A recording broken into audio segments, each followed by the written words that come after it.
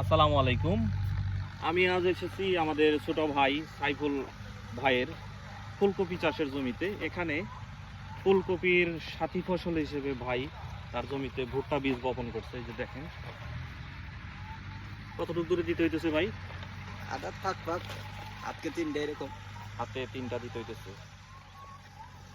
দেখুন এই ফুলকপিগুলো উঠে যাবে, ভুট্টা থাকবে, ভুট্টা আসবে। একই সময়ে একই জমিতে দুই ধরনের সবজি বা ফসল যা চাষিদের জন্য অর্থনৈতিকভাবে অনেক দূর সুবিধা হয়ে আসে, তাই না ভাই?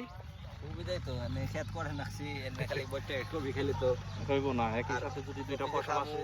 মধ্য থেকে খেত বুনছি এনে খালি কবি খাইলেই আবার আবাদ করুন কি দেয় নাঙ্গল আনা নাই। হ্যাঁ, এই যে দেখুন ভাই আসলে এই জায়গাটি অন্য লোকের কাছ থেকে আমাদের এদিকে বলে কটকটে রেখেছে। এই যে দেখুন এক বছরে কত টাকা দিতে হইতেছে ভাই? এক বছরে মেলাতে 16-17 হাজার। 16-17 হাজার। কত শতাংশ জমি? এক পাখিতে এক বিঘাতে দেখেন কম আছে। এই দেখেন এখানে ভুট্টা লাগানোর পরে যে দেখুন সুন্দর করে ভুট্টার যে বৃষ্টি ঢেকে দেওয়া হচ্ছে, এই পা দিয়ে সুন্দর করে মাটিতে ঢেকে দিচ্ছে।